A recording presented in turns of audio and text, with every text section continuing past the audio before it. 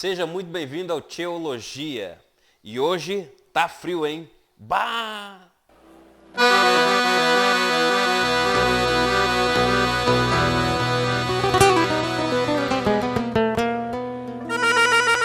No episódio de hoje nós temos um convidado especial, o irmão Igor Paz, da Igreja Batista Regular do Mucuripe de Fortaleza.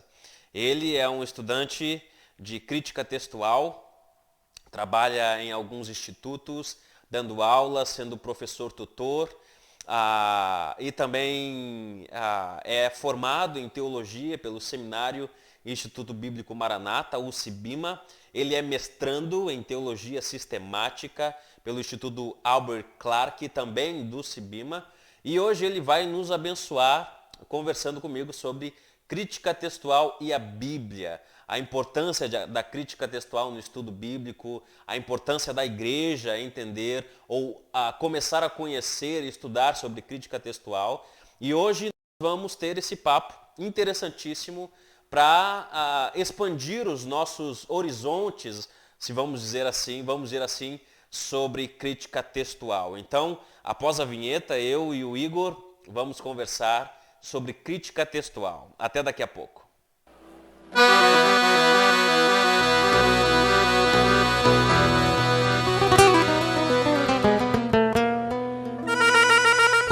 Igor, seja muito bem-vindo ao nosso canal, ao Teologia, ao podcast do Tchê, para mais uma conversa sobre um assunto importante, um assunto relevante. E o meu desejo é que esse tempo seja maravilhoso, seja um tempo de muita instrução e que aqueles que irão nos escutar sejam abençoados pelo nosso tempo de conversa. Então, seja muito bem-vindo, que Deus nos abençoe. Amém, obrigado. Prazer é todo meu. Vamos lá, Igor. Igor, se apresenta um pouco para nós, fala um pouco de ti para os nossos ouvintes, o que tu faz, o que tu tem estudado ultimamente, como é que tu trabalha, como é que tu serve na igreja. E se apresenta para nós. Eu sou o Igor Paz, estudei teologia no seminário, Instituto Bíblico Maranata, o SIBIMA, aqui em Fortaleza, CE, onde eu moro, né, no Ceará. Uhum. Atualmente sou mestrando em teologia sistemática pelo Instituto Albert Clark e tenho servido em algumas áreas, particularmente na igreja. Eu sirvo na Igreja Batista Regular de Mucuripe e tenho me envolvido particularmente no Ministério de Música e no Ministério de Ensino, na IBD, como sendo um dos professores, né? Essa tem sido a minha principal ocupação na igreja. Certo. Fora do contexto de igreja, eu tenho servido também como professor tutor do curso online de teologia do SIBIMA, do Teologia Ministerial do SIBIMA. Tenho também trabalhado, criando os workbooks dos alunos lá do Simplificando o Grego Bíblico, do Instituto Schaeffer, Teologia e Cultura. Então, tenho auxiliado lá o pastor Guilherme, criando os workbooks de exercício para os alunos lá. E tenho me envolvido nessas áreas de língua também, linguística, grego, auxiliando alguns pastores particularmente, com algumas questões textuais, do grego também. E assim Deus tem conduzido nosso serviço, né? Tem aberto esses caminhos para a gente servir com esses dons. Massa, massa.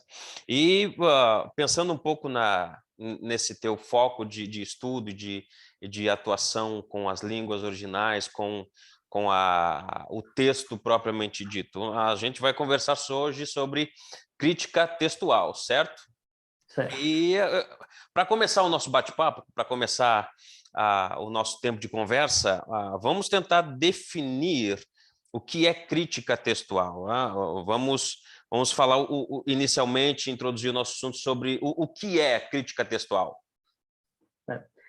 Crítica textual, ela pode ser definida basicamente como a disciplina que estuda a transmissão. Eu estou pensando já na crítica textual do Novo Testamento, então a gente já pode, de antemão, especificar que o que eu vou falar aqui tem em vista o Novo Testamento, que é a área que eu tenho me debruçado mais, mas algumas coisas também envolvem o Antigo, mas de antemão a gente foca e pensa no Novo Testamento. Então, crítica textual do Novo Testamento, ela é uma disciplina que procura estudar a transmissão do texto do Novo Testamento, como apresentado pelos manuscritos, a fim de estabelecer qual é o texto mais antigo possível, qual é o texto mais antigo alcançável possível.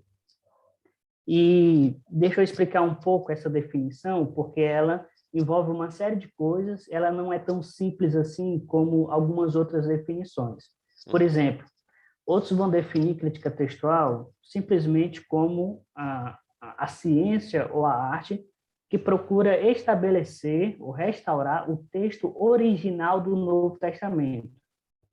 Essa é uma definição mais comum, que é possível que vocês já tenham ouvido, e que aqueles que vão acompanhar o nosso podcast possam ter essa familiaridade com essa definição. Crítica textual é a disciplina ou a arte ou ciência que procura estabelecer, né, qual é o texto original do Novo Testamento. Bom, nos últimos anos, a crítica textual tem sofrido certas mudanças nos seus objetivos. E a minha definição, ela reflete um pouco dessa mudança, embora ela não necessariamente exclua a necessidade e o objetivo de descobrir o texto original do Novo Testamento. Uhum. O que a minha definição faz, o que de muitas outras faz, é abarcar um pouco mais e incluir dentro dela como um dos objetivos ou o objetivo primário, mas não único. Há outros objetivos que a gente possa alcançar com o uso da crítica textual. Por exemplo, se nós tivéssemos o texto sem nenhuma mudança, sem nenhuma variação, ainda seria necessário crítica textual? Porque por que é necessário a crítica textual? Ela é necessária porque, dentre as várias cópias que a gente tem do texto do Novo Testamento, da Bíblia, entre as diversas cópias, milhares de cópias que nós temos, todas elas, em algum ponto, vão diferir entre si. Uhum. Então, nós não temos dois manuscritos que sejam exatamente iguais. Eles, em algum ponto, vão diferir ali no texto. Então, a crítica textual é o trabalho que vai analisar esse texto, esse manuscrito, a fim de dizer, olha, esse é o texto e esse não é o texto. Essa leitura aqui, ela é espúria, e essa leitura aqui, ela é a correta, vamos dizer assim. Embora esses termos, hoje, dentro da crítica textual, lá fora, na academia, não são vistos com bons olhos, por causa de uma diversa ação que tem acontecido de mudança de foco. Uhum. Mas, então, estabelecido a necessidade da crítica textual por causa dessas diferenças, o que a minha definição, então, ela mostra é que a crítica textual, ela estuda justamente a transmissão desse texto, porque nós tivemos séculos de cópias feitas à mão, então, desde a escrita inicial, desde o primeiro século até o século XVI, nós tivemos cópias do Novo Testamento feita à mão. A imprensa veio ser inventada um pouco antes, mas até o século XVI ainda se fazia cópia do texto do Novo Testamento à mão. E todas essas cópias, em algum momento, elas vão diferir. O que o crítico textual, então, vai fazer é analisar a transmissão do texto através dos séculos, a fim de estabelecer qual é o texto mais antigo, qual é o que remonta mais próximo ao texto original. E quando ele faz isso, pode coincidir em ser o texto original ou não, vai depender também da perspectiva do crítico, se ele vai defender que é possível alcançar o texto original ou não. Então, minha posição é que sim, é possível, mas outros podem usar essa mesma definição para mim e essa mesma definição minha para negar essa possibilidade. Então, por exemplo, Bart Ehrman pode até mesmo concordar com essa minha definição, porque ela não restringe a descobrir o texto original. Para ele, o texto original não é mais descoberto, e para muitos outros não são. Mas esse abandono de descobrir o texto original, na minha opinião, não é necessário. Então, a minha definição ela deixa aberto o suficiente para incluir. Então, o crítico textual ele vai analisar a transmissão do texto por meio dos séculos, ele vai, é claro, nisso, analisar os manuscritos, ele precisa saber algumas coisas, nós vamos falar mais na frente, que é necessário para fazer crítica textual. E nesse estudo que ele faz da história da transmissão do texto, ele vai tentar estabelecer qual é o texto mais antigo possível. Ele vai tentar remontar ao escrito, ao autógrafo, como se geralmente se usa, né? Ao documento original que o autor escreveu. Dentre aquelas diversas formas, dentro das diferenças textuais que se tem, ele vai procurar, então, estabelecer qual é o texto do Novo Testamento. Então, assim, essa de maneira geral e básica é o que é a crítica textual, né, do Novo Testamento. Certo. Então, em poucas palavras, a crítica textual ela é a disciplina que tenta verificar quais os manuscritos ou as versões, as várias edições, assim eu posso dizer, aquela que chega o mais próximo do autógrafo, é isso? Ele não vai usar um manuscrito só, né? Então ele vai usar vários, e ele vai usar por meio de critérios, é por isso que se diz que a crítica textual também é uma ciência, porque ela faz uso de certos critérios para analisar um objeto. Então, por meio de certos critérios, por meio de uma metodologia, ele vai estabelecer qual leitura ele prefere e qual leitura ele não prefere. Entendi. Então, baseado nisso, ele vai estabelecer um texto, porque preferiu uma leitura ao invés de outra, né? Então, as edições que nós temos do Novo Testamento, elas são em grego, né? São basicamente resultado, são frutos desse trabalho. Um crítico textual, ele foi lá, estudou, analisou, e a partir dessas opções que ele tem de diversidade no texto, e usando o método, usando o critério, ele estabeleceu que esse é o texto e não aquele outro. Então, basicamente, esse é o trabalho que ele tem que fazer. Certo. Deixa-me ver se eu entendi um pouco também da sua definição. Tu disseste que é possível chegar até o autógrafo. Foi isso que tu disse? Com a pesquisa, com a ciência, chegar até o autógrafo, vamos dizer assim. Foi isso que eu entendi? Sim, exatamente. Certo. E pensando nisso, o autógrafo ele não existe mais, certo? A primeira edição, aquelas que foram escritas a punho pelos apóstolos, pelos profetas, ele já não existe mais, ok? Exatamente. Então, como nós conseguimos chegar até o autógrafo, já que ele não existe mais? Como é que essa ciência, como é que o método da crítica textual, ela consegue nos apontar para o autógrafo? Ótimo. Aí a gente precisa fazer uma distinção básica entre o documento físico e o texto que ele carrega. O documento físico, que também faz parte do autógrafo, nós não temos mais. Nós não temos o documento físico, mas nós temos o texto desse documento físico. Você não tem os manuscritos. O manuscrito original que Paulo escreveu lá aos Gálatas, você não tem mais o documento físico, mas você tem um texto de Gálatas. Então, embora nós não consigamos o documento físico, o material físico original, nós temos acesso a esse texto, na miríade de texto que nós temos hoje espalhado nos manuscritos. Então, por que é possível alcançar e descobrir o texto original do Novo Testamento? Porque, embora não tenhamos o documento físico, nós temos acesso a esse texto. E, por meio dos critérios estabelecidos e provados pelo tempo, a gente consegue, mais ou menos, né, com equilíbrio de probabilidade, determinar que esse é o texto e esse não é o texto. Certo. Então, é bem razoável e conseguir isso, porque, por causa de nós temos acesso ao texto, quantidade de manuscrito, o peso da evidência que nós damos a eles, o conhecimento que nós temos dos hábitos dos escribas, nos ajudam a dizer o que é e o que não é. Então, descartar a possibilidade de descobrir o texto original é dar lugar a um ceticismo muito grande e indevido, né? Então, eu acredito que por essas razões e outras mais, a gente consiga, sim, estabelecer o texto. Bom, e isso é importante dizer porque, como tu disseste, há uma grande gama de pessoas céticas quanto ao texto bíblico.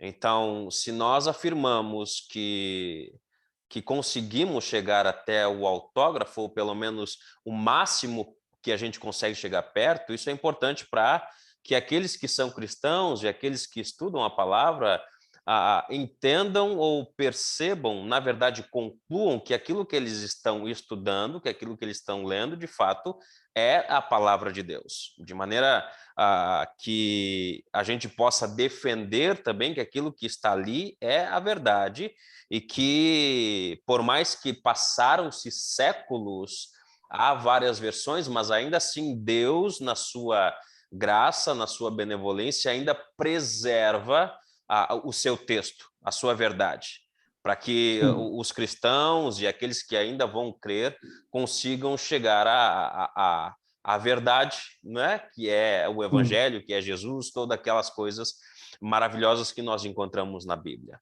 E pensando na importância do estudo da crítica textual, qual é a importância do estudo da crítica textual para aqueles que estudam a Bíblia? Eu gosto muito de uma resposta que um grande crítico, ainda vivo, ele deu a isso. Ele está respondendo basicamente isso, né? A crítica textual importa e por que ela importa? Então, o J. Eldon Epp, que ainda é um dos maiores críticos textuais vivos hoje, ele diz que a crítica textual importa porque desde o seu início, desde Orígenes, determinar o texto dos escritos do Novo Testamento é fundamental para o trabalho do exegeta. Então, sem um texto, você não tem a exegese. Se você não estabelece um texto para interpretar, você não tem interpretação. Então, o papel fundamental de determinar qual é o texto do Novo Testamento, em outras palavras, o papel fundamental da crítica textual, ela se mostra justamente em ver o quão relacionado ela está com o trabalho exegético, com o trabalho interpretativo do Novo Testamento. Eu preciso ter um texto, eu preciso estabelecer um texto para que eu possa interpretá-lo, para que eu possa pregá-lo, para que eu possa entender e ouvir a voz de Deus por meio dela. Então, sem crítica textual, não tem texto. Sem crítica textual, não tem interpretação. Então, é comum, por exemplo, nos manuais de exegese, né, o primeiro passo que você tem que dar é de crítica textual. Por quê? Porque é o passo ali que você vai estabelecer o texto que você vai pregar, que você vai interpretar. Então, ele é fundamental para todo o resto. Ele está ali no fundamento para qual a gente possa, pelo qual a gente possa interpretar todo o resto. Então, por que ele é fundamental para o pastor, para o pregador, para o teólogo, para o exegeta? Porque sem texto não há interpretação, sem texto não há exegese. Então, ele é o passo fundamental, o passo primário para que a gente possa fazer todo esse resto. Então, a importância dele para o teólogo, para o exegeta, se encontra justamente aí. Não há como haver essa desassociação, porque se você não tem um, você acaba ficando sem o outro, né? Então, basicamente, a gente pode ver a importância dela nesse tipo de relação que ela tem com as outras disciplinas. Certo. Eu queria voltar um pouco ao primeiro ponto que a gente falou aqui, dentro da introdução que tu deste acerca da crítica textual, que estamos falando mais sobre o Novo Testamento, mais do que o Antigo. E a pergunta que me ocorre, ou que me ocorreu naquele momento, e que eu quero falar agora, é por que os críticos textuais eles se atêm mais ao Novo Testamento do que ao Antigo Testamento. O problema, não é o problema, mas a questão maior está na quantidade de cópias, de versões no Novo do que no Antigo, ou seja, do Antigo não tem tantas cópias assim do que o Novo, ou porque o trabalho no Antigo é vamos dizer assim, é mais difícil do que o do Novo? Bom, ambas as áreas, elas têm seu nível de dificuldades. Eu acho que as diferenças podem se dar em vários níveis. Por exemplo, alguém que é mais achegado ao grego, ele provavelmente vai preferir mesmo o Novo Testamento, que é o meu caso. Eu acho o hebraico muito difícil e é possível que para outros também seja, né? Então, você tem que ter, no mínimo, algum conhecimento de grego e hebraico para poder se dedicar a essas disciplinas. Aham. Então, se o cabra, né, ele prefere o grego ao hebraico, então a propensão é que ele vá mesmo tratar com a crítica textual. Aí a gente Uhum. está numa área de gosto, né, Sim. subjetiva, dependendo da pessoa, do sujeito e tal. Agora, as dificuldades que nós temos, se nós fôssemos optar por facilidade ou dificuldade, o antigo parece ser relativamente mais fácil, porque nós temos um tipo de transmissão mais controlada do que o do Novo Testamento. No Novo Testamento, a gente tem um descontrole, vamos dizer assim, bem maior, um nível de... A tradição de transmissão do texto do Novo Testamento, ela é o que alguns chamam de vivo. Ela vai ganhando formas, criando novas por meio dos séculos, então ela é bem multifacetada, ela é bem viva nesse Bem sentido, dinâmico, ela né? exatamente. No Antigo Testamento, a gente tem um pouco mais de controle sobre isso. Os judeus, eles tinham um cuidado especial pelo texto, né, Uhum. pela sua Bíblia. Então, a gente tem um controle maior da transmissão do texto, a ponto de não surgir certas questões que no Novo Testamento vão ser mais difíceis, vão se Uhum. apresentar como mais complicadas. Mas eu acho assim que isso talvez não seja, dependendo da pessoa também, porque vai ser mais atrativo para ela, né? Você vai para o mais difícil do que para o mais fácil, Sim. mas há uma diferença no caráter da transmissão do texto. No Antigo Testamento nós temos um controle maior, que no Novo Testamento não é tão presente assim, né? Uhum. Então, os motivos podem ser os mais variados, questão mesmo de preferência, de Uhum. gosto, talvez vai do tipo de pessoas, de gostar de certos Uhum. desafios ou não. Onde a pessoa Então, fica mais confortável, né? exatamente. Entendo. Interessante tu falar da dificuldade e da facilidade nessas questões. Por exemplo, tu falaste que o hebraico ele é um pouco mais fácil de se fazer o hebraico, vamos dizer assim, menos difícil, porque o hebraico, eu concordo contigo, é muito difícil. É menos difícil trabalhar no texto hebraico, porque, como tu disseste, é algo mais sistematizado, é algo mais, vamos dizer assim, engessado, se a gente pode dizer, porque tem uma série de regras que eles usaram para fazer a transmissão daquele texto. E quando nós vamos para o Novo Testamento, há essa dinâmica muito grande na transmissão do texto em hebraico, do grego. E quando nós olhamos para essa disciplina da crítica textual, pelo menos o que eu vejo, e falo até por mim, é que existe uma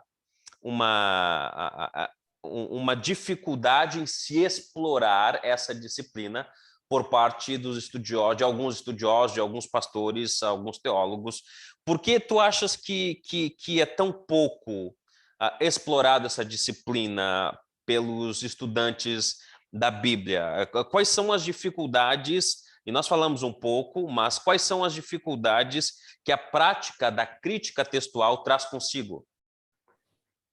Como ela é uma ciência, ela é uma disciplina, então ela tem seu objeto próprio, ela tem a sua metodologia própria, ela tem os seus termos próprios, seus jargões próprios. Então, é como, talvez um exemplo mais próximo da gente seja linguística. Então, Uhum. muitos alunos vão para o seminário, eles, dependendo do seminário, né, se for BIMA, você pode ter um contato com linguística mais cedo do que em outro momento da vida. Então, o que a gente percebe nos alunos é que eles acham um pouco difícil linguística por causa dos termos, são muitos termos, muitas escolas, um termo é usado um mesmo termo é usado por autores diferentes, com sentidos diferentes e tal. Na crítica textual, a gente tem um pouco dessa dificuldade. Então, primeiro, o idioma que a gente usa para fazer crítica textual, um deles, ou o principal, melhor dizendo, é o grego. Então, aí a gente já tem uma dificuldade, é a língua grega. Então, você tem que saber um pouquinho de grego, um mínimo de grego, para poder fazer crítica textual. Então, a língua é diferente, é o grego. Você não tem que lidar com português ou com inglês, etc. Uma segunda dificuldade se dá por causa que o método, os termos, é muito técnico, são muitas coisas técnicas. Então, como é uma ciência, tem toda já uma literatura, tem toda já uma tradição, e existem muitos termos, porque a crítica textual ela não se vale só de manuscritos, ou só de grego, por exemplo. Ela se vale de outras disciplinas, como papyrologia, por exemplo. Então, você acaba tendo que aprender outras disciplinas para ter que aprender ela, ou pelo menos para fazê-la bem, né? Então, você tem que saber um pouco de papyrologia, saber questão de datação de manuscritos, saber como ler um manuscrito, né? O que a gente tem hoje é uma edição feitinha nos moldes de publicação dos dias atuais, mas os manuscritos são completamente diferentes, não tem espaço entre as palavras, eles são um texto contínuo, né? Então, é um outro material de escrita, então a gente acaba tendo que aprender outras áreas do conhecimento humano, como papyrologia, a fim de poder desenvolver bem essa disciplina, né? Então, a gente tem, é um outro idioma, eu mencionei o grego aqui, mas o Novo Testamento foi transmitido também em outros idiomas, como o siríaco, o latim, o cópita, foi transmitido também pelos pais da igreja. Então, é uma área muito rica, muito vasta, muito grande, e que isso causa medo, né? Você pode parar para pensar e dizer, não, isso não é para mim. E, de fato, pode não ser, mas isso não é razão ou motivo suficiente para não querer. Mas eu acredito que, por causa do trabalho, que é muito grande, envolve diversas outras coisas, as pessoas, de alguma maneira, se sentem inibidas, né? Se sentem incapazes de empreender tal função, né? De empreender tal trabalho.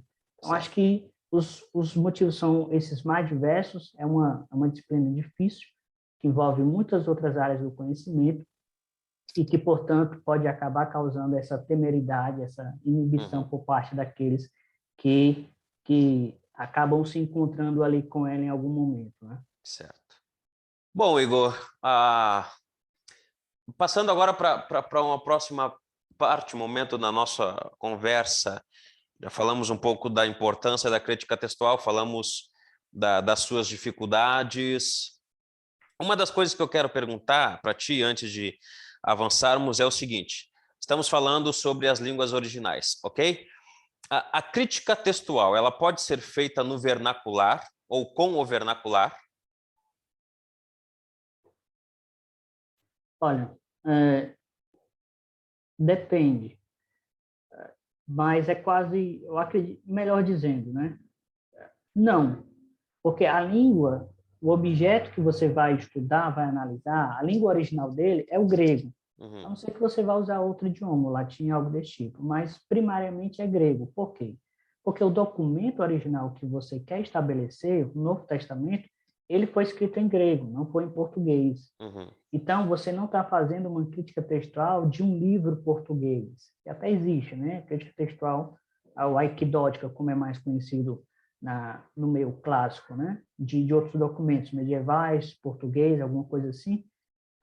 Você tem, mas no caso específico nosso, do teólogo, do pastor, a língua do documento que ele vai usar é o grego. Então, não tem como ele tomar decisões sem que ele saiba, conheça um pouco, um mínimo, para perceber qual é a palavra que está diferente ali e tal. Então, o objeto que ele vai analisar está num outro idioma. Então, não tem, se ele for escolher um outro idioma, ele vai estar escapando ao seu objeto. Então, ele vai estar analisando uma outra coisa. Então, nesse sentido, não. Ok, agora me ocorre uma coisa importante, é importante a gente falar sobre isso. Bom, eu não sei se tu conheces, eu conheço muitos pastores que infelizmente não tiveram o mesmo privilégio, a oportunidade que nós tivemos de estudar grego, hebraico, de uma forma tão fabulosa, certo? Pastores que estão no interior ou até pastores que infelizmente não tiveram um ensino teológico em seminário, mas foram forjados ali na igreja através dos anos com os pastores que vinham, aprendiam com os seus devidos respectivos pastores. E eles não, por causa disso, não tiveram contato com a língua original. Existe alguma falha no ensino desses pastores por não saberem o grego assim, e por causa disso não terem contato com a crítica textual? Eu creio que não. Eu creio que você consegue sim pregar a palavra de Deus sem saber grego, sem saber crítica textual, sem saber linguística. Você consegue exercer o dom que Deus lhe deu sem saber essas coisas. Agora, elas são importantes, importantíssimas? São. Em alguma medida ou em algum momento, a falta dessas habilidades, vamos colocar assim, pode prejudicá-lo? Sim. Por exemplo, suponha que ele vá pregar pegar um exemplo difícil, né? João capítulo 7, versículos 43 até o versículo 11 do capítulo 8, que é a famosa passagem da mulher pega em adultério, né? A perícope adulterai, que é a perícope da adúltera. Suponha que ele vai pregar nesse texto. Ele, dependendo da posição dele, se ele souber ou não crítica textual, ele vai pregar um texto que possivelmente não faz parte mesmo do escrito original que João escreveu, um texto que foi acrescentado posteriormente. Então, ele pode pregar aquilo sem saber, e nesse caso, então, não saber de crítica textual pode, de alguma maneira, atrapalhar. Por exemplo, suponha que um membro ele saiba que há uma questão ali textual. Então, ele chega para o pastor, o senhor pregou esse texto, mas eu sei que tem uma questão aqui, como é que o senhor pode me auxiliar nisso? Se ele não tiver nenhum tipo de familiaridade, então ele vai ser encontrado em falta nessa questão. Talvez seja um chamado nesse momento que Deus está dando para ele estudar um pouco mais e para essa área. Mas é um exemplo em que pode ocorrer de que ele pregando, algum membro vir perguntar e ele ser encontrado incapaz nessa questão. Então, ele como pastor precisa se preocupar, porque ele está ali para atender as ovelhas, né? Mas, de um modo geral, a gente não tem tantos ou milhares de textos complicadíssimos que a gente sempre precise tratar de crítica textual. Hoje, nos comentários que nós temos, né, bons comentários exegéticos, eles vão lidar com isso. Então, se o pastor ele tem acesso a uma boa literatura de comentário exegético, ele vai saber que existe ali, sem ele ter que necessariamente tratar, entrar em todas as questões particulares que a crítica textual exige, porque no comentário vai comentar, ele vai apresentar qual é a solução e ele pode se dar por satisfeito assim. Então, o pastor pode exercer sua função, sua pregação sem saber grego, sem saber a crítica textual? Eu creio que sim, mas ele não deve, na minha opinião, se contentar com isso.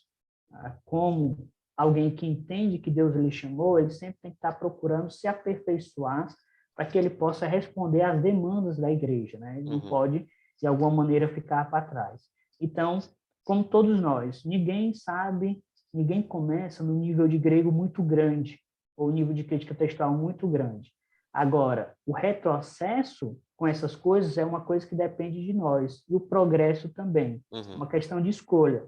Eu não sei tudo isso agora, mas qual vai ser minha posição? Eu não vou querer saber, vou querer permanecer na ignorância, ou aos poucos eu vou estudando, vou melhorando. Então, eu acho que, embora ele possa exercer sua função, Deus vai avaliá-lo também nisso, essa questão, qual o esforço que ele tem feito, como alguém que entende o seu chamado, de servir a igreja para progredir nessas outras áreas, né? Então, meio que não há desculpas com as exposições que nós temos hoje de tecnologia, embora uma das dificuldades que eu poderia acrescentar no tópico passado relacionado porque pastores não se envolvem tanto com essa área, falta de bibliografia, né, em português, é muito escasso, não há tantas coisas de qualidade quanto há lá fora, mas mesmo assim, o que há, ele pode procurar progredir. Então, o pastor, entendendo como parte do seu chamado, ele deve sempre procurar progredir e não permanecer na ignorância, né? Não é vontade de Deus que nós sejamos mais administradores daquilo que ele nos deu, né, para administrarmos. Então, a crítica textual seria mais uma ferramenta dentro do arsenal do pastor. Não que ele seja deficiente no seu ministério, porque não sabe, mas é bom ele ter essa ferramenta quando puder, para melhorar, vamos dizer assim, o seu trabalho, não é isso? Exatamente. Eu Então, diria, digamos que um pastor ele quer começar nesse ramo, ele quer começar a estudar crítica textual, ele quer melhorar a sua, os seus estudos, ele quer progredir, como foi falado aqui. Quais são os principais métodos, as ferramentas que a crítica textual, para a crítica textual que ele vai precisar? E desses métodos, qual é o mais indicado, qual é o mais preciso para que o estudo dele seja mais coerente com aquilo que a Bíblia está dizendo? pronto. A gente pode começar com algumas indicações de materiais que ele precisa antes de discutir o método em si, né? Porque só falar de um método em si não diz ainda muita coisa, mas apresentando um pouco do material que ele tem que ter acesso para poder fazer, eu acho que é um bom caminho para a gente seguir. Então, a gente pode meio que pular isso, mas eu vou tratá-lo, mas apresentar primeiro o material para que ele possa usar Sim. para se informar a respeito, né? Então, um material básico que ele precisa ele é de alguma edição do Novo Testamento grego que traga um aparato crítico.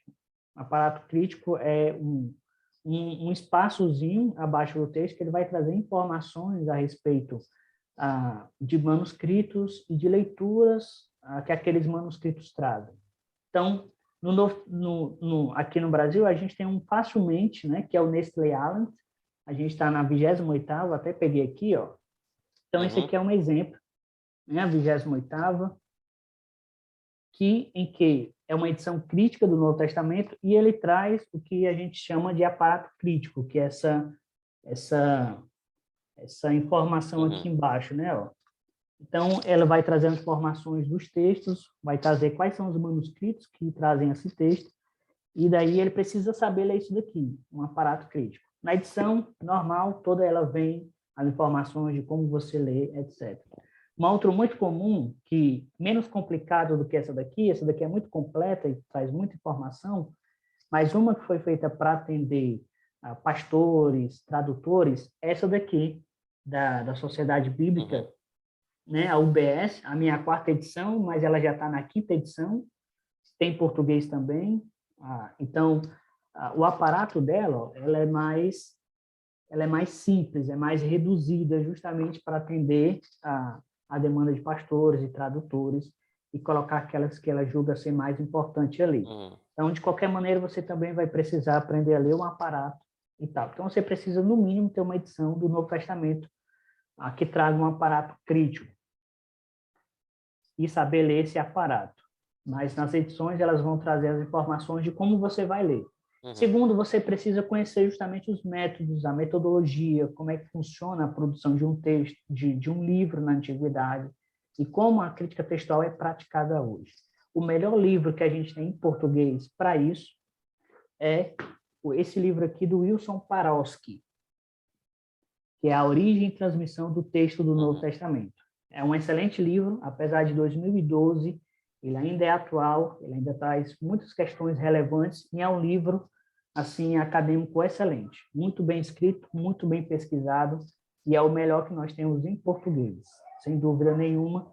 Wilson Parolsky é o maior nome que a gente tem hoje dentro da crítica textual do Novo Testamento. Então, o pastor munido com essas 3 coisas, ou pelo menos com 2 delas, um livro para ensiná-lo a fazer crítica textual em uma edição do Novo Testamento, ele já está sabendo muito, ele já consegue fazer e tomar decisões, né? Alguns propõem, alguns indicam, mas não é tanto o meu caso, você pegar um comentário textual do Novo Testamento. Então, na época que a UBS estava sendo produzida, essas edições aqui, um dos editores, o Bruce Metziger, ele produziu um comentário textual, né, justificando cada escolha que ele fez. Então, ele diz, olha, aqui tem uma variante e a gente escolheu o comitê, né, escolheu isso por causa disso e disso daquilo. Então, alguns indicam fazer uso desse tipo de comentário para você que precisa estar mais rápido, possa fazer. Eu acho que isso é útil até certo ponto. Hoje o comentário ele é bem antigo, então ele é, de certo modo, datado. Mas outras coisas precisam ser levadas em considerações quando a gente usa um comentário ou até mesmo uma edição do Novo Testamento.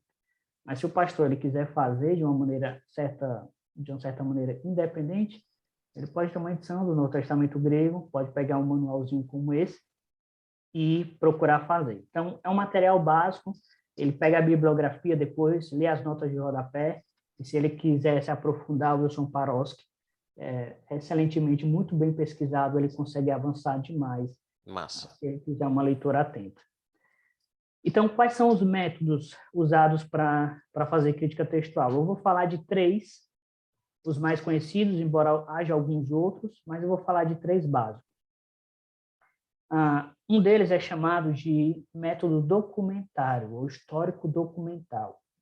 É um método que ele entende que ele procura traçar uma linha genealógica, uma linha pura de uma determinada transmissão do texto. Então, imagine, por exemplo, que esse método só funciona se no meio das cópias que nós tivermos não tiver nenhuma diferença entre elas. Ou seja, para usar um termo técnico, não tiver nenhuma contaminação dentro dessa tradição. Então, mesmo que haja 1 ou 2 ou 50 contaminações, por exemplo, esse método, usando somente evidência externa, ou seja, quantidade de cópias, ele vai tentar estabelecer qual é a relação que existe uma com a outra até chegar ao mais antigo. Então, a partir disso, quando ele chega até o mais antigo, ele vê se aquilo é o texto ou não do Novo Testamento, né? Isso não é tanto praticado hoje, justamente por causa que há vários problemas com isso. A nossa transmissão ela é muito, vamos dizer, contaminada, a ponto de que a quantidade é enorme para um crítico sozinho possa analisar todas as evidências e traçar uma linha reta de pureza ou algo desse tipo. E ela funciona mais com os clássicos, né? Então, você pega alguma obra de Aristóteles, alguma outra coisa assim, que há menos cópias, e por mais que haja uma contaminação, ele consegue traçar uma transmissão ali. Então, esse é um método, mas não funciona, né? Então, ele funcionaria para o Novo Testamento só no mundo ideal. Um outro método, que é um método dentro do método eclético. A ideia do método eclético é que a gente não faz uso só de um manuscrito, como o método documental. Ele pega um manuscrito e aceita aquele texto daquele manuscrito ali. O método eclético ele vai fazer uso de vários manuscritos a fim de estabelecer um. Então, ele não segue um manuscrito sozinho à risca, à cega. Ele vai, por meio desses vários manuscritos, dessas várias leituras, escolher a que é mais provável. Dentro do método eclético, a gente tem o que é chamado de ecletismo rigoroso, ou método eclético racional, que é aquele que procura estabelecer o texto do Novo Testamento somente baseado em evidências internas. Então, ele é o extremo oposto do outro. O outro é usado somente com evidência externa, e esse aqui, o ecletismo racional ou rigoroso, ele faz uso somente de evidências internas. Então, grandes proponentes desse nome é George Kilpatrick e o J.K. Elliott, hoje ainda vivo, mas é um dos poucos que não é tão praticado, né? Você não tem tantos proponentes, mas o maior nome, século passado, teve o Turner e teve o Kilpatrick, e ainda vivo hoje tem o J.K. Elliott. E com a ideia de basear somente em evidências internas? Eles dão mais peso à questão de estilo do autor, à questão de teologia do autor, a questão dos hábitos dos escribas. Então, para eles, não importa tanto a questão de manuscrito, de data, de diversidade, de localização onde aquele texto se encontra. O que importa é as evidências internas. Então, ele não dá tanto peso para a evidência externa. Um outro método que procura pegar o melhor desses dois, tanto da evidência externa e da evidência interna, é o que a gente conhece como ecletismo moderado. Então, o ecletismo moderado vai entender que não é só a evidência externa que a gente deve fazer uso para descobrir o texto, mas também devemos fazer uso da evidência interna. Então, ela usa as duas, tanto a evidência externa e a evidência interna, e no equilíbrio de probabilidade, no uso desse critério, por isso a ideia de crítica textual como arte também, porque os critérios não são usados de maneira automática, de maneira rígida, mas é preciso você ter certas sensibilidades de pesar evidências, de fazer escolhas. Então, a crítica textual também ela é arte porque ela é subjetiva, no sentido de que ela depende de um sujeito para fazer aquilo ali, né? Então, por isso, a crítica textual também é arte. Então, dentro do ecletismo moderado, ele vai pegar tanto a evidência interna e a evidência externa para estabelecer qual é a melhor leitura dentro da que eles encontram. O princípio áureo que domina e que controla o ecletismo moderado é que o conhecimento do manuscrito deve preceder ao julgamento final sobre as leituras. Então, a ideia de evidência externa, você deve conhecer bem os manuscritos, as tradições, os hábitos dos escribas, e o critério áureo para julgar a evidência interna é que a melhor leitura que explica a origem das outras deve ser preferida. Então, são esses dois princípios áureos que dominam, que controlam o método ecletismo moderado. Qual é o mais praticado hoje dentre os críticos textuais? Esse último que eu apresentei. Então, ele é o que é o mais em voga, é o que começou a ser praticado no século passado, no século XX, e ainda está em voga hoje, que é o ecletismo moderado. Há um outro mais recente, chamado em inglês CGBM, que em português seria o método genealógico baseado na coerência. É um método um pouco mais difícil, não, é um método difícil, e é difícil resumir, mas a ideia dele é fazer o uso de computadores para ter um controle maior dos dados, porque como no Testamento tem muito manuscrito, muito texto, então um crítico sozinho não dá conta, né? Então, é muita coisa. Então, a ideia de fazer uso dos computadores é você ter essa condensação maior de informações e poder observar que, de outra maneira, sozinho você não conseguiria. Então, assim, bem chulo isso daqui, certo? A respeito desse método. Então, é muito mais complicado, tem muito mais coisas, e é quase completamente conhecido aqui no Brasil. Então, você não vai encontrar nada disso em português.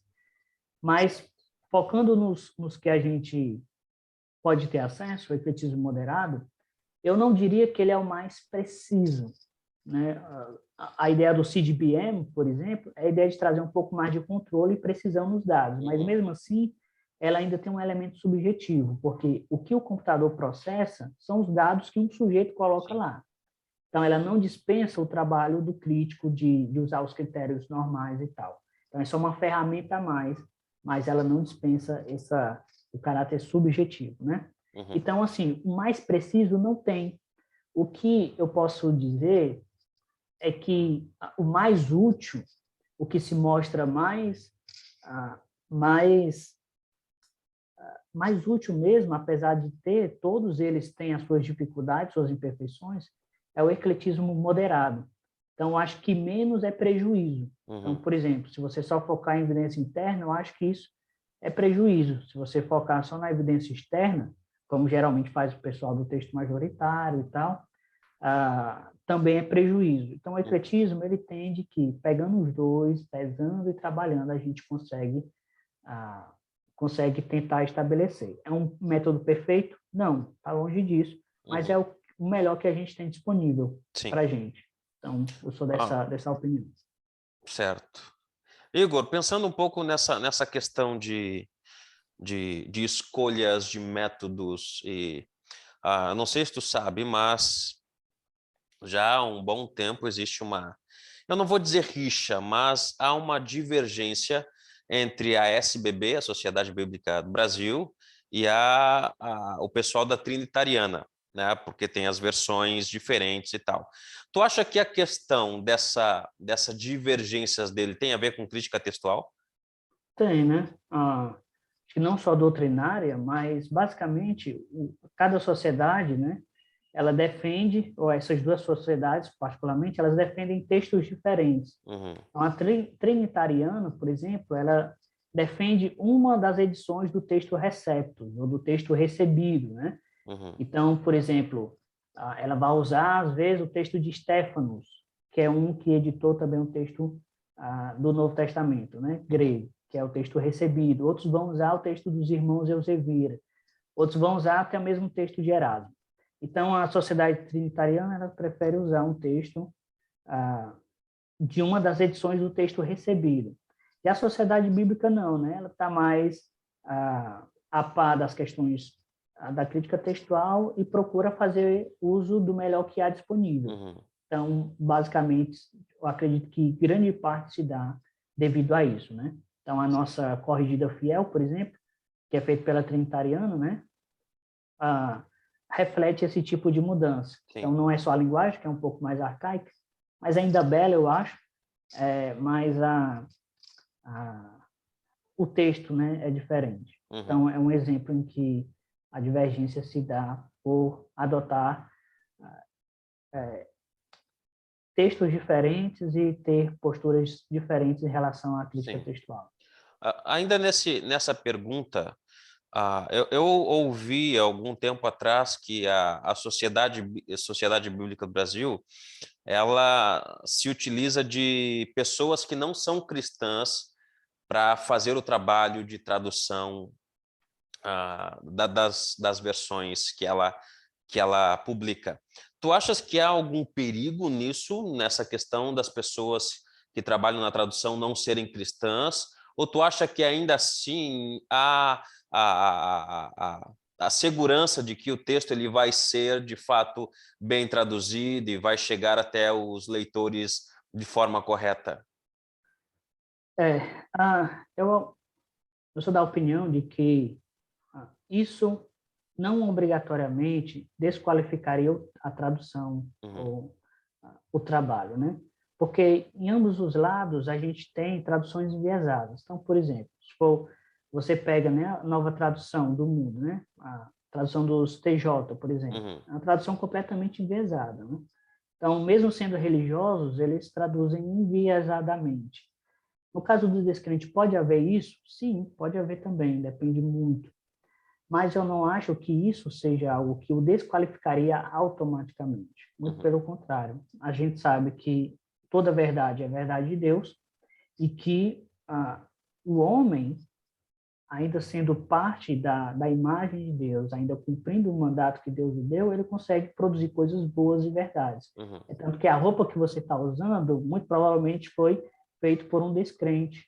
A casa que você está usando, o computador que você está usando. Então, do mesmo modo, mesmo que se trate de tradução, eu não acho que haja tanta diferença nesse aspecto. Eu acredito que sim, que dependendo do tradutor, que a questão vai ser mais, não tanto de pressupostos, embora isso possa afetar, mas de habilidade mesmo, né?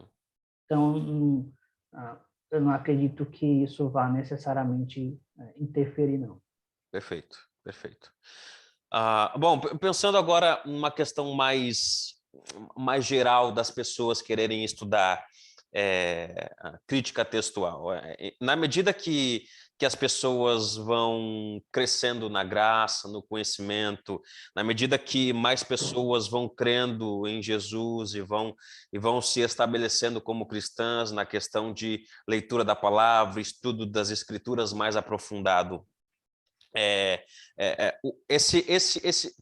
há alguns assuntos que antigamente eram só circulavam em meios acadêmicos, né? Só estudiosos falavam sobre certos assuntos meio dificultosos, vamos dizer assim, quanto ao estudo da palavra. E com essas pessoas e com esse avanço, vamos dizer assim, do estudo da palavra pelos crentes, pelos cristãos normais, que não são estudiosos, acadêmicos, que não têm o desejo tanto de se aprofundar, eles se esbarram nesse tipo de assunto que são espinhosos, né? Que, como eu disse, que antigamente eram só os acadêmicos que falavam, que tratavam sobre esse assunto. E com isso surgem várias perguntas, como, por exemplo, a Bíblia que nós temos hoje é confiável, ou a versão que eu tenho hoje é confiável? Ou, por exemplo, um outro texto, uma outra pergunta, o texto bíblico ele foi mudado ao longo do tempo, ao longo dos anos, dos séculos? E essas perguntas, elas não são novas, elas são perguntas que já vêm ao longo do tempo sendo especuladas e até mesmo tentadas ser respondidas por estudiosos, por exegetas, por pessoas que trabalham com esse tipo de assunto, com essa ciência. O que tu acha desse avanço nesses estudos por parte dos cristãos, se nós podemos chamar assim, cristãos normais? Tu achas que esse tipo de assunto, né, com as dificuldades de textos, com as variações textuais, tu acha que isso é bom para a igreja crescer? Ou tu acha que isso pode atrapalhar ainda mais, trazendo mais dúvidas à cabeça dos cristãos que estão lá, estão sinceros tentando estudar a Bíblia? Tu acha que isso é benéfico ou tu acha que isso é mais pode trazer mais dúvidas quanto ao texto que nós temos? Eu acho que ele é benéfico, mas com certas condições. Particularmente, a maneira como essas informações chegam a ele. Então, por exemplo, todo o pessoal, né, provavelmente já ouviu que a Bíblia foi adulterada, que a Bíblia foi modificada. Isso faz parte da crítica textual, mas de que maneira isso vem para ela? Vem de maneira sensacionalista, vem comer as verdades. Então, Bart Ehrman, por exemplo, que escreveu, né, o que Jesus disse e o que Jesus não disse, um livro recorde de vendas e tal, é um livro fantástico, porque conseguiu colocar a crítica textual numa linguagem mais comum e deu acesso ao povo, né? Se tornou um livro muito popular de crítica textual, tem uma área muito técnica.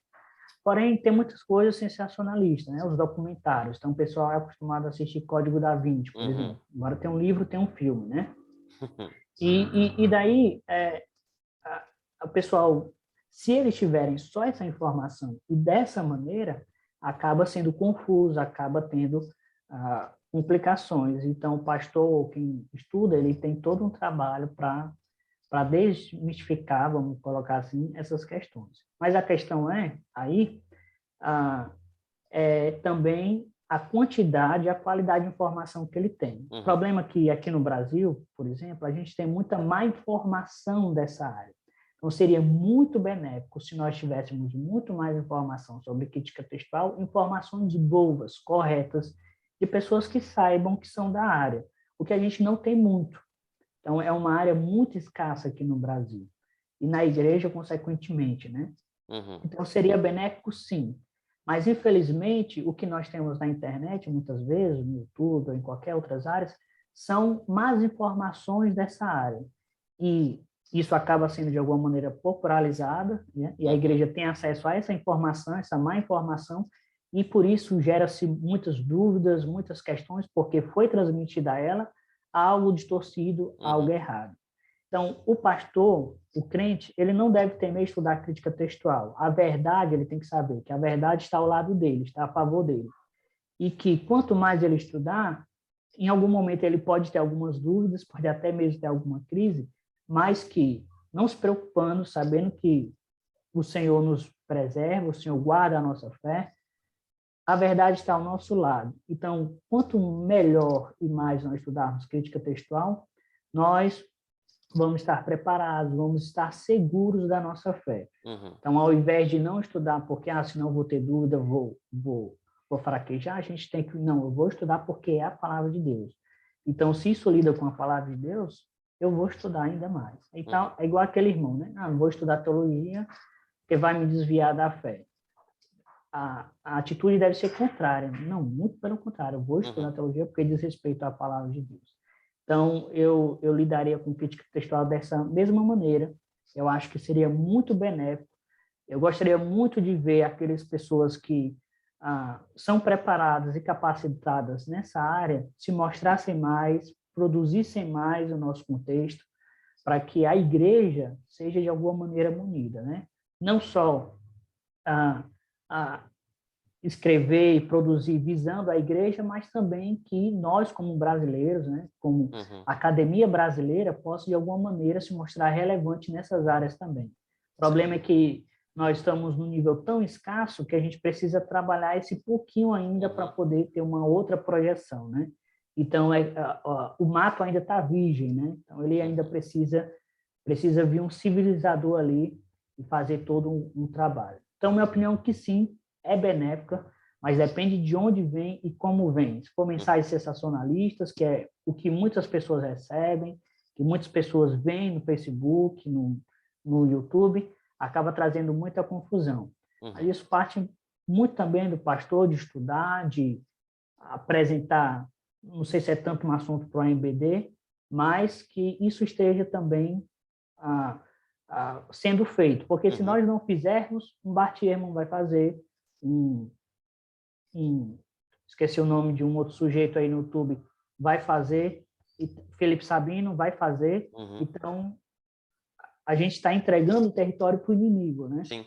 Quanto que nós poderíamos também fazer. Então, eu ficaria muito tranquilo e muito, na verdade, feliz em ver que essa é uma área que pode crescer no nosso ambiente e ser conhecido pelos nossos irmãos, né? É obrigatório os irmãos saberem isso? Não, é uma área realmente bem complicada, mas que o florescimento de bom conteúdo, de conteúdo de qualidade, que esteja atento com o que está acontecendo lá fora também, nos ajuda muito a prevenir essas más informações que vêm. O problema é que nós só temos más informações, não temos o suficiente para espalhar as coisas de qualidade, né? Então, os irmãos acabam tendo certas dúvidas, escolhendo certas metodologias por causa de pressuposições que, na verdade, não têm tanto peso e assim por diante, né? Então, eu, pensando no nosso contexto brasileiro, eu, fazendo essa sociologia, né, bem rasa, eu iria por essa direção, nessa direção.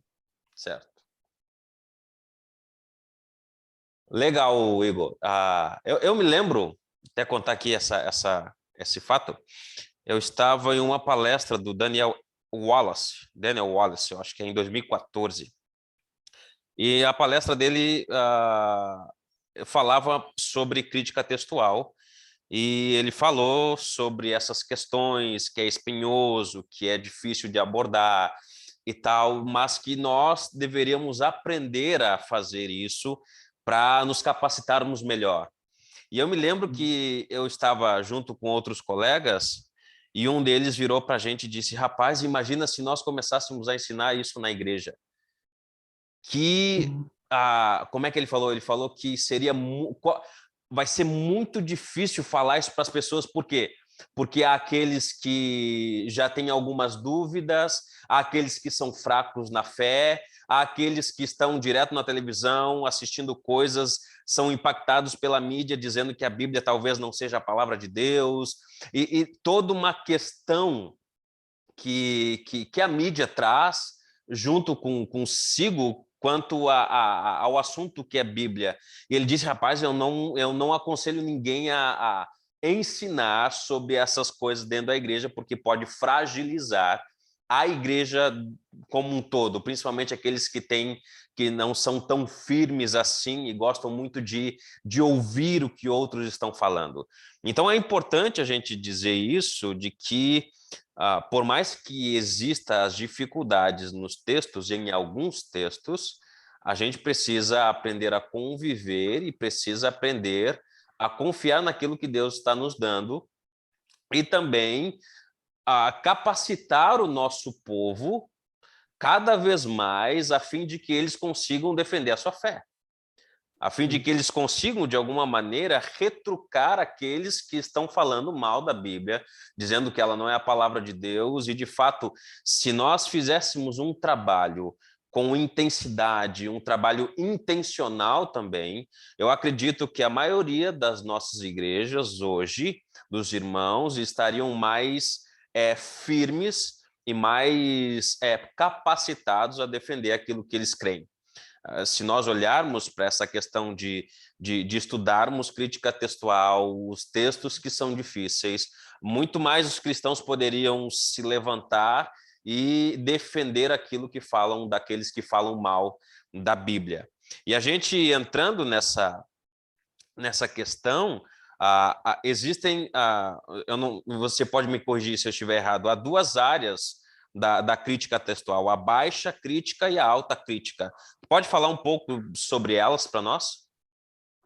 Posso? Deixa eu só me corrigir. Eu falei Fernando Sabino, o Felipe Sabino, acho que não tem nada a ver com quem eu estou pensando. Hum. Eu acabei confundindo com o cara lá da Monergismo, né? Mas não é esse cara aí, não. Eu não me recordo do nome. Então, não tem nada a ver com o cara lá da Monergismo, o Tranquilo. dono, né? Então, só não me lembro o nome, não sei se era Fernando, alguma coisa, é Felipe.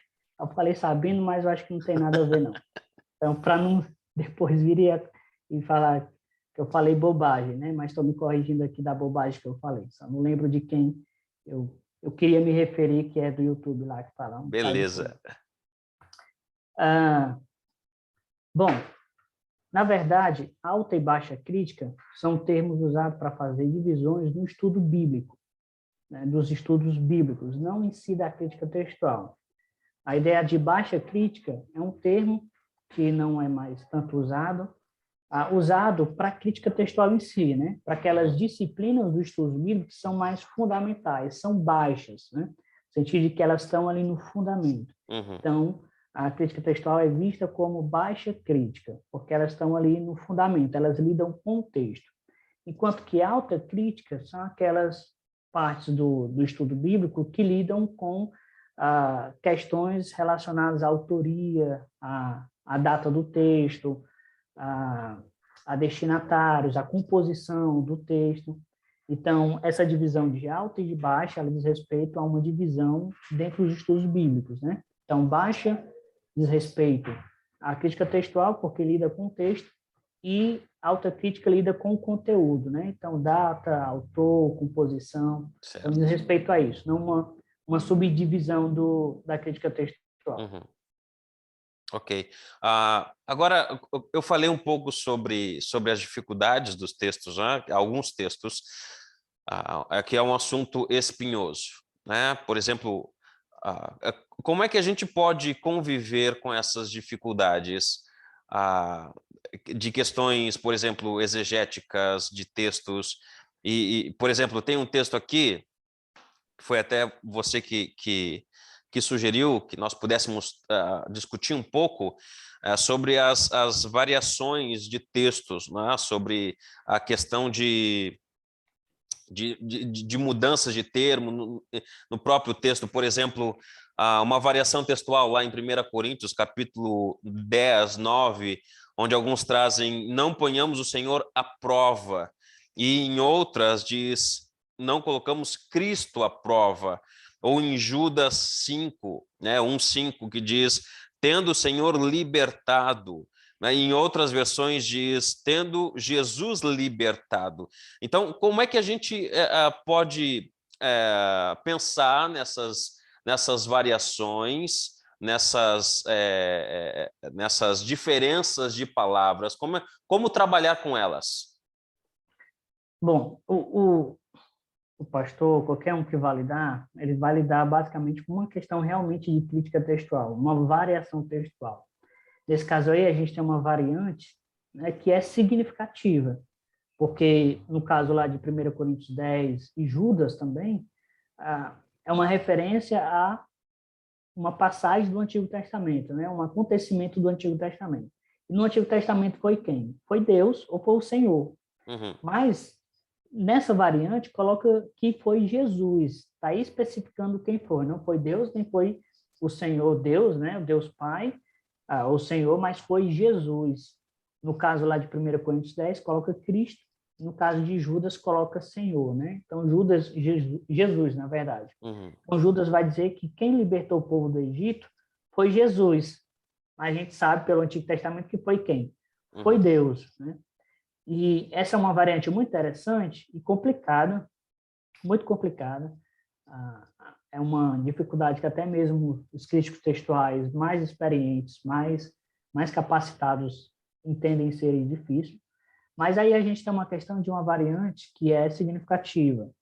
Ela afeta, e eu dei esses dois exemplos para mostrar que como uma variante pode afetar a nossa teologia. Uhum. Então, é uma variante que afeta a nossa teologia. No caso de Judas, Judas apresenta, então, uma cristologia bem robusta, uma cristologia muito interessante, se a leitura ali por Jesus. Uhum. E algumas versões em português traz a leitura Jesus, né? As nossas edições, a 28ª do Novo Testamento grego, também traz Jesus. Então, essa mudança para como nós vemos cristologia em Judas e cristologia de maneira geral, né, tem importância muito grande. Uhum. No caso lá de 1 Coríntios 10, também tem uma importância muito grande, né? Paulo está usando lá o exemplo de Israel, que caiu em idolatria, né? E Paulo está dizendo, olha, não ponhas o Senhor, no caso ele coloca Jesus, Uhum. à prova. Vocês estão tentando a Cristo. Então, isso também, mais uma vez, muda a nossa visão, a nossa teologia a respeito de Cristo, da cristologia e como ele se relaciona com o Antigo Testamento. O que essas duas variantes têm em comum é justamente isso, um contexto do Antigo Testamento com uma mudança para Cristo, né, para Jesus. Então, em ambos os casos, há uma variante aí, há uma dificuldade textual, porque uns trazem Senhor, os dois trazem Senhor, né, e um traz Cristo e o outro traz Jesus. Bom, por caso de Judas, é uma questão que a gente não tem como dar uma resposta muito pronta para ela, porque realmente é um pouco complicado. Mas no caso de 1 Coríntios 10, não é estranho Paulo falar de Cristo ali no Antigo Testamento, porque ele está usando a imagem do êxodo ali, e ele diz que a rocha espiritual, né, que alimentava o povo era Cristo. Então ele já identifica certos elementos lá do evento do êxodo do Antigo Testamento como Cristo, e é que não seria estranho para Paulo usar Cristo mais uma vez, né? Muito pelo contrário, seria mais natural o escriba mudar para Senhor, justamente tendo em vista que a referência no Antigo Testamento é Senhor, do que para Cristo. Então, Cristo é a leitura mais difícil e, portanto, é a que parece dar origem às outras leituras, como Senhor ou algo desse tipo, né? Mas é um exemplo muito interessante para a gente parar para pensar que elas podem afetar a nossa teologia, mas escolhendo uma ou outra, elas não nos deixam em desespero. Né? Isso não vai causar uma revolução. A gente não precisa propor, poxa, e aí, qual é o que não é? Então, são coisas que em si não desmonaria, né? não faria derrubar nenhuma doutrina, nenhum ponto, embora elas sejam importantes, sejam significativas, elas não têm esse efeito negativo que geralmente se prega por aí a respeito das variantes, né? Então, embora uma variante significativa que nos traz certas visões, nos implementa certas visões cristológicas, elas não têm efeitos negativos, né? Muito pelo contrário. E pelo menos em um dos casos aqui que eu apresentei, 1 Coríntios 10, nós temos como saber qual é a leitura, né? Então, é geralmente preferível, embora as nossas edições tragam Senhor, mas é preferível Cristo ali, né? Paulo já usou essa imagem, já se referiu a Cristo ali no Antigo Testamento, naquele caso específico que ele usa Israel, para aquele evento como tipológico, né? Agora, falando um pouco dessas variações textuais e versões que nós temos. Algum tempo atrás, eu conversei com o pastor Marcos Paulo, acho que você conhece ele, estudioso do hebraico, do grego, até onde eu sei também estudante de linguística, de crítica textual. Ele até falou para mim que o primeiro material que ele teve sobre crítica textual foi uma Bíblia de estudo Shed, cheia de concordâncias e pontos de ligações entre os textos. Em um momento da nossa conversa, estávamos falando sobre traduções, qual a tradução mais confiável, qual não é a tradução mais confiável. E na resposta dele, ele diz que não há essa para ele não há essa divergência de ser confiável ou não confiável. As versões que nós temos, segundo o pastor Marcos Paulo, são confiáveis. Aqui nós temos a Corrigida Fiel, a Nova Almeida Atualizada, a NVT, Nova Versão Transformadora.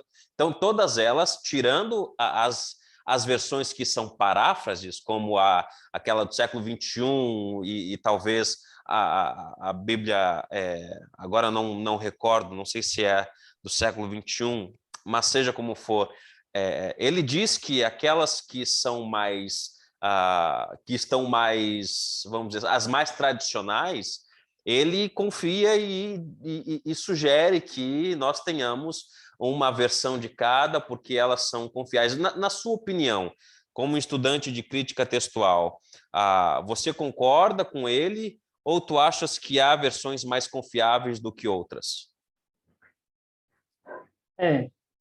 Porque quando se trata de tradução, a gente não está lidando apenas de diferenças que possam surgir por causa do texto, né, ou de uma escolha textual. Nós temos muitas outras coisas também envolvidas, né, como uma teoria de tradução, como o que o tradutor escolheu expressar, por causa que, quando se trata de grego, né, a gente precisa fazer algumas escolhas. Então, dependendo de um determinado genitivo ou de um particípio, às vezes você não consegue colocar tudo na tradução.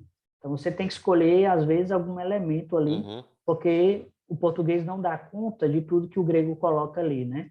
Então, as diferenças podem se dar justamente por causa disso também, por causa do caráter da língua, né? Uma coisa é o grego, a coisa é o português.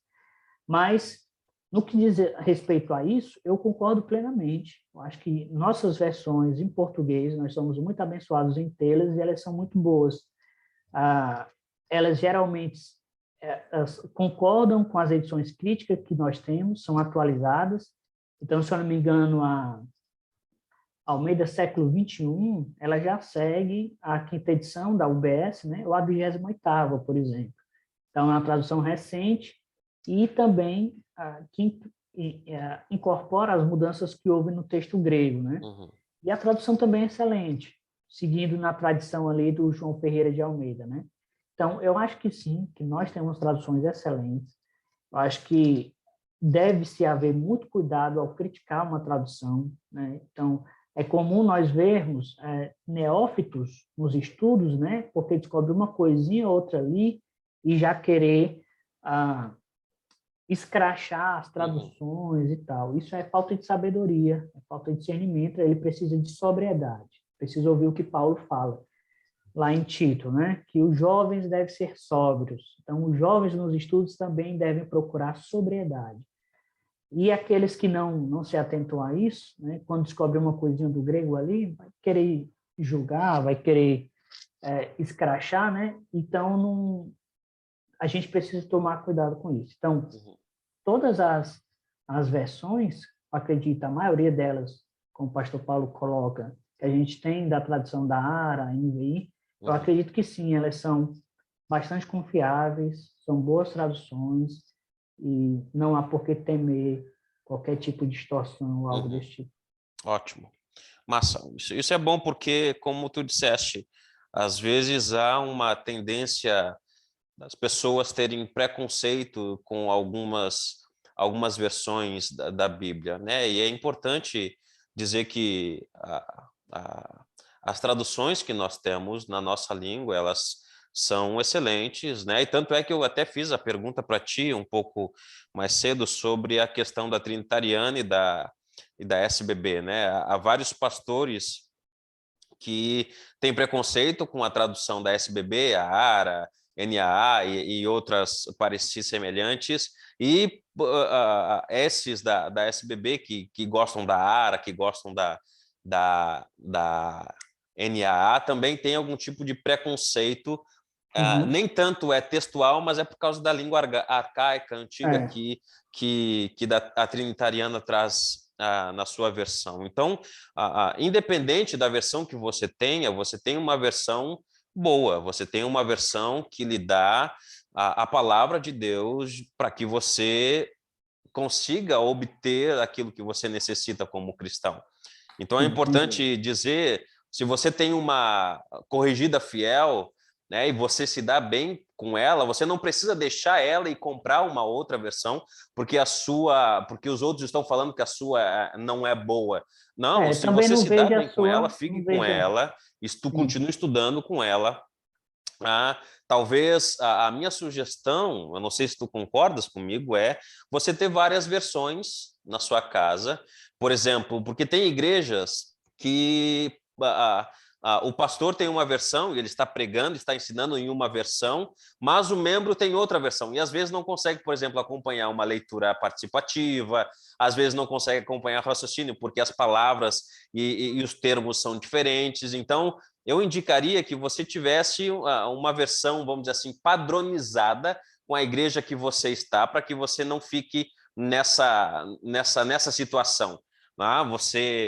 Para que você esteja atento ao que o pastor está falando e entendendo as palavras ali. Eu não sei o que tu acha disso, se é legal ter várias versões, se é interessante padronizar na igreja uma versão só, ou em casa tenha uma versão que é mais confortável, mas na igreja usa outra.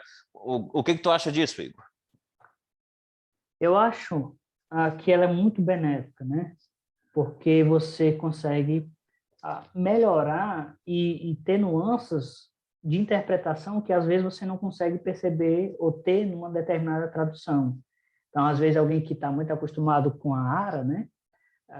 Quando chega para a NVI, acaba entendendo um pouco mais o texto por causa dessa diferença na tradução. Então, é muito benéfico, porque vai ajudá-lo a entender algumas coisas que para você, numa determinada tradução, não tenha entendido, né? Para aquele que estuda um grego, por exemplo, por que é benéfico ter várias traduções? Porque você pode comparar e pode entender melhor a escolha que o tradutor fez. Então, você até se torna mais compreensível com o tradutor, porque, eu entendi por que ele traduziu assim, por que ele escolheu assim, porque ele está querendo pegar esse aspecto aqui. Esse já traduz dessa maneira porque quis pegar esse outro aspecto. Então, não é nem que se contradizem, nem algo desse tipo, ou que é pior do que o outro. É porque no grego dá essa possibilidade e foi necessária a escolha, né? Então, para quem já lida com grego, ter várias traduções vai ajudá-lo a ser sóbrio, vai ajudá-lo a perceber esses benefícios e a ser mais compreensível, né? E para o cristão leigo, vamos colocar assim, né, ingênuo nesse sentido de que não está a par dessas questões, ele se beneficia entendendo melhor o texto e cresce espiritualmente, né? Sim, perfeito. Igor, crítica textual e a Bíblia. Qual as tuas últimas considerações sobre o nosso assunto antes de partirmos? Eu acho que são duas áreas fantásticas, pelas quais eu sou apaixonadíssimo. Meu desejo é que o povo brasileiro, o cristão brasileiro, ele possa se interessar mais por essas áreas, que ele não tema estudá-las, que ele tenha cautela ao estudá-las e ele tome uma atitude de certa reclusão mesmo quando for estudar, não já querer dar opiniões na internet a respeito disso, de debates. Essa é uma área bem complicada, muito vasta, que você, com um ano, por exemplo, de leitura, você não consegue dominar ou dar conta. Então, é aquelas coisas que a gente precisa passar um tempo lendo, aprendendo e ficando quieto.